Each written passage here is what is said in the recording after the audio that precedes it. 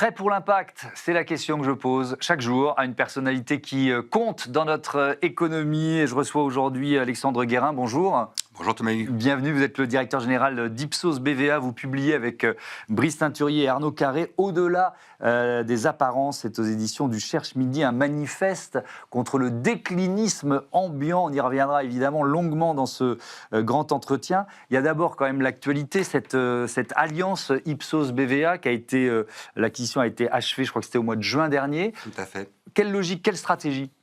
Alors, Ipsos, c'est un groupe d'études et de sondages mondial, présent dans 90 pays, un groupe indépendant, coté en bourse, qui se développe, qui a un historique de croissance. C'est une très belle histoire business française, une réussite en France et à l'international. Et c'est un groupe qui a grandi et qui continue à grandir, entre autres, par acquisition. Il faut savoir que BVA était un de nos concurrents en France, mais aussi des gens qui font le même métier que nous, avec un ADN commun. Et cette acquisition permet à Ipsos BVA, en France, de devenir un leader du marché, le référent du marché, et surtout qui nous permet d'accompagner nos clients sur l'ensemble de leurs cas d'usage, études, sonder l'opinion, mais également les marques, les collaborateurs, et donc d'offrir une offre, en fait, la plus cohérente possible pour pouvoir croiser des sources de données et apporter la vision la plus juste et la plus nuancée, on parlera un peu de nuance tous les deux ce matin, pour nos clients. Ça veut dire qu'il y a des missions ou des clients qui étaient chez l'un, par exemple chez BVA, et qui maintenant rentrent dans le giron d'Ipsos BVA, c'est ça? Exactement. C'est cette logique-là aussi. Pour faire simple, Ipsos, très connu bien évidemment dans l'opinion, mais aussi dans le marketing, notamment pour accompagner les marques à l'international. BVA a un positionnement très complémentaire qui renforce certaines de nos expertises. On va parler un petit peu technique, mais il y a une grande expertise chez BVA sur le test de packaging, qui, quand on veut modifier le choix des consommateurs, par exemple, est un critère de plus en plus important, notamment dans un monde qui est de plus en plus digital, et aussi une très forte expérience sur les services, sur l'expérience client, notamment. D'accord. Ça représente quoi aujourd'hui en nombre de salariés, en chiffre d'affaires, ce nouveau groupe? Alors, 20 000 collaborateurs dans le monde et plus de 1000 collaborateurs en France qui opèrent maintenant sous la marque commune Ipsos BVA. Bon. Et le chiffre d'affaires, on peut le donner ou pas? Non, on ne peut pas le donner. On ne peut pas le donner. C'est ce que je sous-entendais dans votre réponse. Je vais vous citer, face à l'abondance d'informations, on va parler de nuances justement.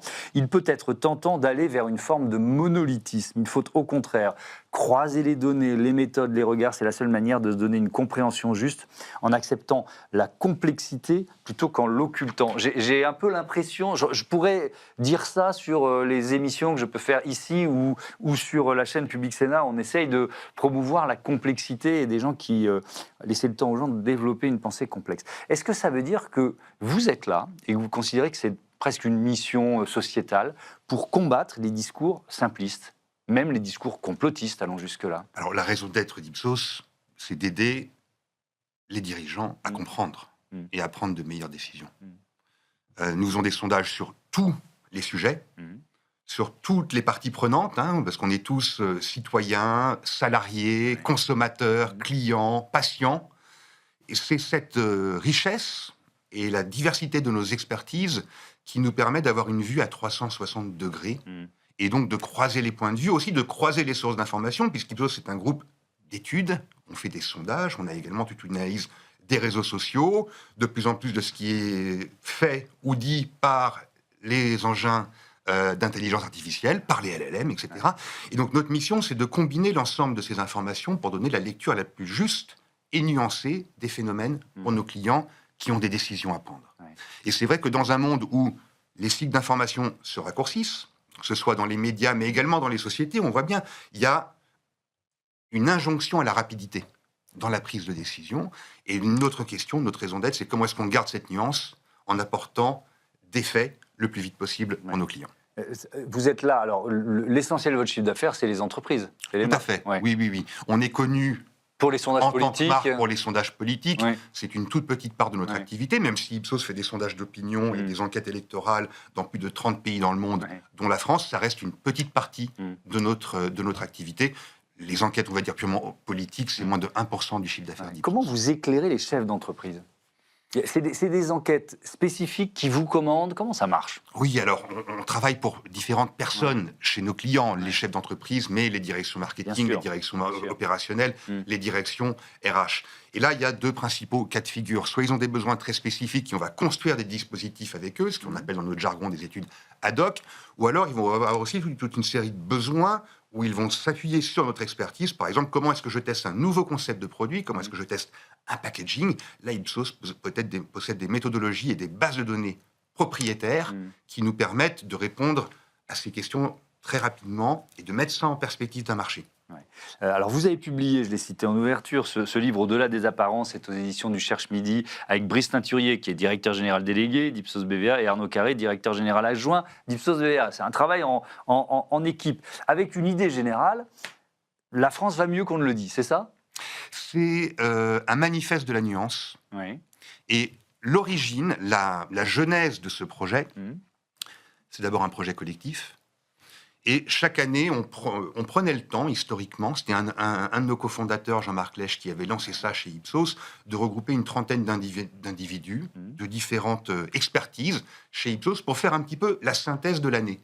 Okay. Et en faisant ce travail, on s'est rendu compte qu'on avait un point commun, qui était que ce qu'on entendait dans les médias, ou le raccourci qui était pris parfois des chiffres que l'on publiait, ne reflétait pas complètement la nuance et en fait la tectonique des plaques que l'on voit dans la société française.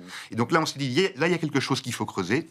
On s'est mis à écrire. Il y a plus de 30 personnes chez Ipsos qu'on a collaboré. Donc c'est vraiment un ouvrage collectif. On a essayé de faire vivre cette expertise. Et le fil rouge qu'on a très vite trouvé, c'est il y a des raisons d'être optimiste en France, qui est un titre peut-être un petit peu provocateur, mais quand on regarde les mouvements de fond, on se rend compte, par exemple, que les Français restent très attachés à la démocratie. Ils ont un besoin de renouveau, certes, mais il n'y a pas forcément le besoin d'autorité qu'on peut entendre parfois. On parle de natalité, par exemple, les Français veulent avoir des enfants. La question, c'est comment est-ce qu'on crée les conditions pour les accompagner. On en fait moins là, en ce moment. On en fait moins, exactement. Mais le désir d'enfant est encore très présent. Toujours là. D'accord. Les Français évoluent. Ils sont prêts à évoluer. L'adoption de l'IA est un très bon exemple. On peut avoir l'image du français un peu gaulois, un peu réfractaire. Les 3/4 de nos compatriotes utilisent l'IA. Et de plus en plus, d'ailleurs, l'IA influe leurs décisions d'achat, par exemple.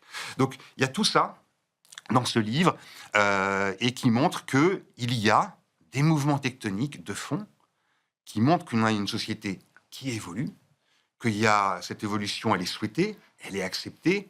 On manque peut-être encore un petit peu de vision collective pour la traduire et pour l'accélérer. Alors, pourquoi le discours du déclin, il domine autant l'espace médiatique, mais aussi, on y reviendra peut-être un peu plus tard, l'espace politique. Mais commençons par l'espace médiatique. Il se trouve que j'ai animé une émission sur l'actualité des médias et le traitement de l'actualité par les médias pendant des années.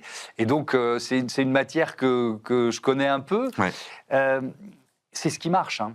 C'est-à-dire, pardon, mais la mauvaise nouvelle, c'est ce qui fait venir le public. Tout à fait. Donc c'est une des bases de l'explication. Exactement. Et d'ailleurs, le livre ne dit pas que tout va bien et que... C'est pas un livre angélique.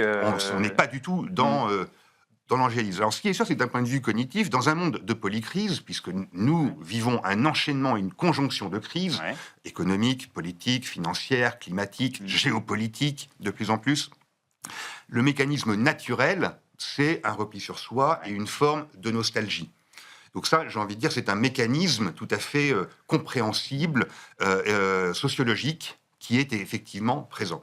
Ensuite, la manière dont on le traite et le choix des sujets que l'on prend, sur lesquels on veut mettre l'accent, dans un cycle de médias qui est de plus en plus court, où on n'a pas forcément le temps d'échanger un petit peu dans le fond, comme nous le faisons aujourd'hui, fait que on a à la fois une attention qui est moindre, de la part du public, une guerre de l'attention. C'est ça, l'économie de l'attention. De l'anxiété qui fait que cognitivement, on est moins ouvert aux autres idées. Et tout ça alimente une boucle qui se perpétue. Et donc, c'est extrêmement important de prendre un petit peu de la hauteur, justement, et de ramener un petit peu de nuance dans le débat. Et je pense que c'est aussi le rôle des instituts de sondage comme Ipsos BVA. Alors, et j'en viens à la partie politique, parce que ce discours du déclin, c'est aussi le fonds de commerce de beaucoup de partis politiques qui jouent sur les peurs. C'est le fonds de commerce historique du national-populisme, complètement, tout à fait. Maintenant, ce que démontre le livre, également, au-delà des apparences, c'est que les Français sont en attente d'un autre projet. ils n'adhèrent pas forcément à tout ce qu'on peut entendre sur le besoin d'autorité. Le besoin d'autorité, il n'est pas là pour changer les principes démocratiques ou pour réduire les libertés. Il est là pour redonner un cap, une vision dans lesquelles les Français vont pouvoir s'engager. Donc il y a plutôt un manque de leadership qu'un manque d'autorité. Mais vous travaillez avec tous les partis politiques. Tous les partis politiques vous commandent des enquêtes. Oui, tout à fait. Donc vous voyez ce que je suis pas en train d'essayer de vous piéger. Non, mais bien sûr. Mais donc ça veut dire que vous offrez de la matière aussi à des partis politiques qui jouent sur ce déclin et ces peurs. Alors, on offre... Enfin, vous offrez... on fait des sondages d'opinion, ouais. bien évidemment, avec tous les critères éthiques. On ne pose pas n'importe quelle question à n'importe qui, à n'importe quel moment. Ouais. On est bien d'accord. Ensuite, ce qu'on constate également, c'est que nos études, généralement, ne posent pas une question. Ouais. On en pose 15, 20, 25. Et on met en contexte, dans nos rapports, les éléments d'études. Parfois, on peut constater qu'on choisit... à la fin, nous journalistes ou les politiques, médias, politiques, parties prenantes. Ce qui va faire un titre qui claque. Voilà, ce qui va faire un titre qui claque, ce qui va accrocher. Et donc c'est pour ça que c'est important de remettre un petit peu de la nuance et de la compréhension dans ce débat. Comment on peut être optimiste face à une actualité qui est aussi anxiogène ? En venant, j'écoutais chez nos confrères d'RTL un historien de la guerre qui, effectivement, alors là, on a beaucoup parlé d'hypothèse de Troisième Guerre mondiale. Et vous vous dites quoi ? Nous, on pose notre petite pierre pour lutter contre ce pessimisme, mais c'est pas facile d'être optimiste en ce moment. Alors, c'est pas facile d'être optimiste en ce moment, ça c'est tout à fait vrai. Et on voit qu'il y a cet attrait de la nostalgie, et l'exemple que vous citez est un exemple. Alors, ce qu'on voit, il y a une particularité en France, c'est qu'il y a à la fois ce pessimisme, mais il y a encore une grande confiance dans ce qu'on va dire le cercle proche qui entoure les Français. Si je devais résumer le sentiment aujourd'hui, c'est le monde va mal, mais je vais bien. Et c'est une question de confiance. Il y a clairement une perte de confiance envers les élites, et dans les élites, j'inclus les politiques, je nous inclus également, médias, instituts de sondage, etc. Par contre, quand on revient sur une sphère plus locale, les maires, les professeurs... L'entreprise aussi ? L'entreprise, la sphère, en fait, qui fait ma vie au quotidien, là, on voit beaucoup de raisons d'espérer, et on voit que l'action locale et l'engagement local est encore bien présent. La question, bien évidemment, c'est de retrouver un projet commun qui va pouvoir donner du sens et rassembler. Et espérons qu'on aura une vraie campagne présidentielle qui permettra de le faire, parce que la précédente avait été assez tronquée. Vous parlez de salarié bashing. Alors, déjà, de quoi il s'agit ? Parce que moi, je n'ai pas forcément l'impression de lire ou de vivre un salarié bashing. De quoi il s'agit ? Alors, il y a deux phénomènes qui illustrent le salarié bashing. Déjà, un petit peu, c'est la réputation des Français à l'international, qui travaillent moins, qui ne sont pas disponibles au mois d'août, etc., et qui, d'ailleurs, percolent un petit peu dans le débat, même en France. Et ensuite, on a eu, notamment dans les années qui ont suivi le Covid, un grand nombre de communications sur le manque d'engagement des salariés français au travail, avec cette thématique de la grande démission, qui, en fait, n'est jamais arrivée. Et ce qu'on constate, et c'est tout un pan du travail que nous faisons avec les entreprises, c'est que les Français au travail restent parmi les plus engagés d'Europe. 2 Français sur 3 se disent engagés dans leur entreprise, ce qui est un chiffre assez élevé, et plus élevé que ce qu'on peut voir, par exemple, dans des pays comme l'Allemagne. Donc ça aussi, c'est une raison, je pense, d'être optimiste, et sur lequel il faut capitaliser. Et ce qui est intéressant, d'ailleurs, dans ces études, c'est qu'il n'y a pas un rejet du travail. Les Français ne veulent pas forcément travailler moins, mais par contre, ce qui est clair, c'est qu'ils veulent travailler mieux. Nous vivons dans un monde, le monde de l'entreprise, qui est de plus en plus complexe, avec de plus en plus de réglementations, avec de plus en plus de contraintes juridiques, avec de plus en plus de process, d'outils plus ou moins bien coordonnés, ce qui change la nature du travail et ce qui peut contribuer à une perte de sens. Et donc l'enjeu aujourd'hui pour les entreprises va être de limiter un petit peu ces phénomènes irritants pour redonner du sens aux collaborateurs. Avec plus l'entreprise est elle-même engagée, plus les salariés sont engagés. On peut dire ça. Vous voyez ça dans vos études, parce qu'ici on parle beaucoup d'entreprises à mission, de responsabilité sociale et environnementale des entreprises. Ce lien, il est clair ? Alors, ce lien, il est clair, mais il ne fait pas partie des premières choses qu'attendent les collaborateurs de leur entreprise. On vit dans un pays où on a encore des sujets autour du pouvoir d'achat, bien sûr. De la qualité même du travail qui est fourni, de l'intérêt, du sens.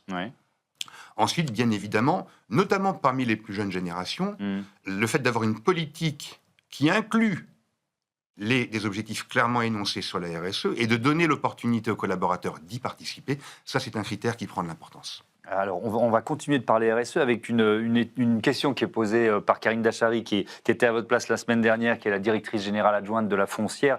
INEA, qui a récupéré certaines de vos études. Évidemment, elle vous parle aussi d'immobilier. Bonjour Alexandre, j'ai lu votre étude d'octobre 2025 sur l'avenir du bureau qui montrait les attentes croissantes des salariés sur le caractère durable de leur outil de travail. Ma question est la suivante. Dans vos études passées, est-ce que vous avez pu mesurer la transcription de ces attentes dans les choix des décisionnaires ? Autrement dit, est-ce que le critère RSE est devenu clé dans les décisions des directions immobilières ? Est-ce que le critère RSE est devenu clé dans le choix des décisions des directions immobilières ? C'est pointu c'est très pointu comme question. Et là aussi, ce n'est pas le premier critère de choix, mais on voit que c'est un critère qui est de plus en plus important. Alors déjà, il faut dire que les 3/4 des Français restent attachés au bureau. Dans un monde de télétravail, ou dans un monde où le télétravail a une certaine place, on va dire, a pris de l'importance, avec des entreprises qui font leurs choix et qui font leurs ajustements, le bureau reste un lieu de vie extrêmement important et un lieu d'échange, un lieu de sens. Parmi les critères RSE, celui qui ressort le plus, c'est celui vraiment de la qualité de vie au travail, et notamment la question du confort individuel, et le fait de pouvoir à la fois voir le bureau comme un lieu d'échange, de travail collaboratif, aussi de travail individuel. Ce qui remonte souvent, c'est le bruit au bureau, par exemple. Donc le fait de pouvoir à la fois échanger avec ses collègues, participer à la vie de l'entreprise, à la vie du bureau, mais aussi de pouvoir faire un travail plus individuel, plus au calme. Et d'ailleurs, ça fait partie des choses que nous-mêmes mettons en place, puisque nous refaisons notre siège social, nous avons 15 000 mètres carrés dans le 13e à Paris, et on a complètement repensé l'ergonomie des locaux pour avoir à la fois des lieux dits de forum, d'échange, où les personnes peuvent se croiser, peuvent se parler, peuvent échanger, et différentes configurations de postes de travail, pour du travail collectif, du travail d'équipe, mais aussi du travail plus individuel, où on va pouvoir se mettre un petit peu plus dans une bulle pour se concentrer. Est-ce que vous êtes revenu en partie sur le télétravail ?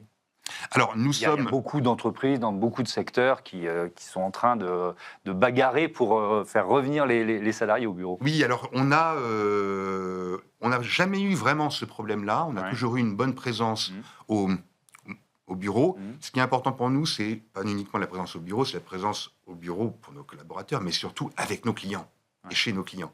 Et donc, pour nous, l'enjeu, il est là aussi, c'est de s'assurer que nous pourrons échanger avec nos clients, pas que par Teams ou par Zoom, mais aussi en présentiel. Et ça aussi, ça repense la configuration de nos locaux. On fait beaucoup plus d'événements. On insiste auprès de nos clients pour avoir des réunions régulières en présentiel. Le rapport humain reste absolument fondamental dans notre métier. Mais est-ce que dans les entretiens d'embauche, il y a encore assez prioritairement, chez beaucoup de candidats, la question du nombre de jours en télétravail ? Est-ce que ça reste un critère important ? On l'a de moins en moins. On a notamment, d'ailleurs, nous avons la politique de refuser de personnes qui nous demandent d'être en full télétravail. Et ça, voilà, pour les nouvelles embauches, ce n'est pas possible chez Ipsos. Bon, ben voilà, le message est clair, le message est passé. Alors, il y a un autre thème, il y a beaucoup de thèmes passionnants dans le livre, mais il y en a un sur lequel je veux bien qu'on se concentre pendant quelques minutes, c'est le pouvoir des consommateurs français. Vous dites que on a quoi ? On a pris le dessus ou le pouvoir sur les marques ? On n'a pas encore pris le dessus. Non. Mais les consommateurs prennent du pouvoir. Oui. C'est de la nuance. Allons-y. Exactement. Alors expliquez-moi. Exactement. Mais là aussi, on est sur un mouvement de fond tectonique qui continue. Un chiffre peut-être. Oui. Les Français privilégient des marques qui reflètent leurs valeurs. On est à 62%, on était plus proche des 40% il y a 10 ans. Okay. Donc les valeurs et la réalisation des objectifs RSE, tels qu'annoncés par les marques, prennent de l'importance. Ensuite, on est dans un monde où les dépenses des Français sont contraintes, ils ont des choix à faire, et donc quand on mélange ces deux phénomènes, qu'est-ce qui se passe ? Premièrement, les Français sont plus volatiles. Il y a un terme, c'est un peu technique, mais c'est un terme marketing qu'on appelle le set des considérations. Vous allez acheter de la lessive ou vous regardez une voiture. Il y a 10 ans, en moyenne, vous alliez considérer 4 marques. Aujourd'hui, vous allez en considérer 5. Ça ne peut pas paraître beaucoup, mais en fait, en termes de dynamique concurrentielle, c'est significatif et ça a des impacts qui sont extrêmement conséquents. Donc, concrètement, il y a plus de concurrence. il y a plus de volatilité, Ouais. il y a moins de fidélité pour les marques, notamment quand il y a eu des expériences décevantes ou qu'il y a eu un écart entre la promesse et la réalité. Plus de 60% des Français affirment qu'en cas de mauvaise expérience, ils sont prêts à quitter une marque. Il y a un autre phénomène qui est extrêmement important, là on va rentrer dans le monde de la communication, tout ce qui se passe sur les réseaux sociaux Bien sûr. n'est plus du tout contrôlé par les marques. Donc il y a un terrain de jeu aujourd'hui, un rapport de force qui peut être généré par des influenceurs, voire parfois par des fake news. On commence à avoir des exemples aussi de fake news et de campagnes contre des marques. Et ça change complètement le rapport de force. Elles essayent de reprendre ce pouvoir sur les réseaux sociaux, notamment via les influenceurs. Alors, via des c'est un acte de influenceurs, communication des marques. et tout à fait, mais ce qui est important aujourd'hui, ça reste avant tout l'alignement entre l'histoire, l'ADN d'une marque, les valeurs qu'elle met en avant et les actions qu'elle va concrètement mettre en place, que ce soit dans ses produits ou dans sa communication. Et là, il y a une longue liste de couacs et de ratés, et je peux vous assurer que toutes les directions marketing et communication ont bien ça en tête, et quelque part, alignent ce qu'elles font avec ce qu'elles disent. Ce qui est une bonne nouvelle. Ce qui est une excellente nouvelle. On parle des engagements et des actions RSE des entreprises ici quotidiennement. Si ça leur permet effectivement de fidéliser les clients, elles vont pouvoir continuer de le faire. Vous l'avez évoqué, mais très rapidement, le rôle de l'IA et finalement de la place que l'IA générative est en train de prendre dans notre vie quotidienne, et donc comme vecteur d'achat aussi. Tout à fait. Et on voit que c'est quelque chose qui va prendre un poids de plus en plus important, même dans le parcours de décision. Mais oui. Dans le parcours d'achat, mais aussi très certainement dans l'élection qui va venir. Oui, évidemment. Et donc, comment les marques gardent le contrôle, alors que finalement, c'est les géants de l'IA qui sont plutôt américains, voire chinois, qui peuvent potentiellement tirer profit de cette manne. Déjà, quelques chiffres, 34% des Français ont déjà effectué des recherches sur un LLM dans le cadre d'une décision d'achat. C'est ça. Et là, on va être sur des loisirs, du voyage, de la voiture, de la mode, ça veut dire que de la beauté. l'IA devient prescriptrice d'achat d'une certaine façon. Tout à fait. Toutes les questions que ça pose. Et on voit bien que d'ailleurs, on commence à avoir de la pub sur certains modèles et peut-être demain des possibilités d'achat en direct sur les modèles. Alors, comment est-ce que nous travaillons avec les marques pour répondre à ce sujet-là ? En fait, il y a une analogie qui est peut-être assez simple, même si techniquement ce n'est pas exactement la même chose. Avant, il fallait être bien référencé sur les moteurs de recherche.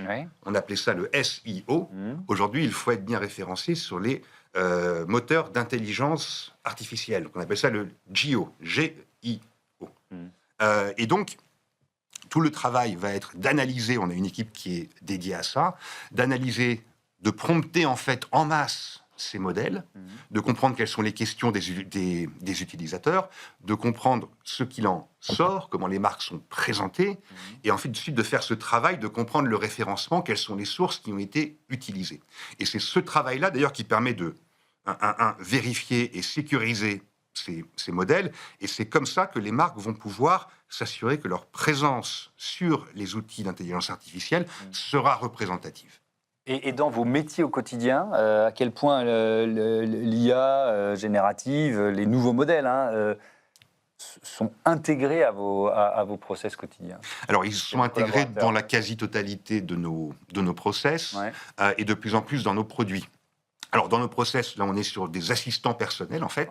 On a créé, il y a Ipsos Facto, il y a plus de 3 ans maintenant, qui est accessible à l'ensemble de nos collaborateurs. Donc, qui est un modèle dédié.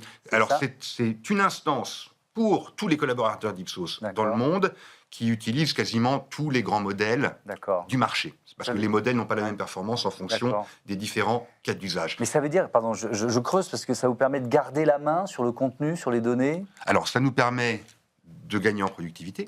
Ça nous permet de synthétiser nos données, toujours avec vérification humaine.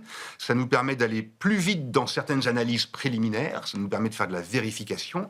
Donc ça nous fait gagner en rapidité pour, très concrètement, dans une étude, trouver encore plus rapidement qu'avant les insights.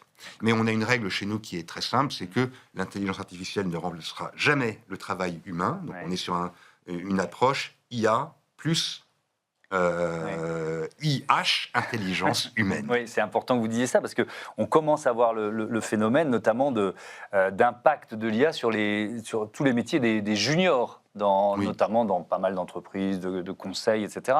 Est-ce que ça commence à exister chez vous ou pas? Alors oui, mais en fait, ça va rendre le travail des plus juniors plus intéressant. C'est comme ça que nous avons pris la chose, et c'est ce qu'on constate aujourd'hui. Ouais. Comme dans beaucoup de métiers, quand on commence dans ce métier, on apprend le métier en faisant des tâches un peu répétitives, un peu réparbatives. Et là, l'IA va clairement nous aider à réduire ce temps-là. Donc vous n'avez pas embauché moins de juniors? On n'a pas embauché moins de juniors, tout à fait. Il n'y a pas de plan en la matière chez Ipsos Non, BVA. il n'y a pas de plan à la matière, déjà parce que nous sommes une société qui a un historique, une ambition de croissance. Donc peut-être qu'on embauchera un petit peu moins, mais en tout cas, ça ne va pas restructurer la manière dont nos équipes travaillent et nos effectifs. Merci beaucoup, Alexandre Guérin, d'être venu partager cet optimisme et ce sens de la nuance au-delà des apparences. On va revoir la couverture de votre livre, Au-delà des apparences. C'est aux éditions du Cherche Midi, coécrit avec Brice Teinturier et Arnaud Carré. À très bientôt sur Be Smart for Change. On passe tout de suite à notre rubrique Startup et Innovation.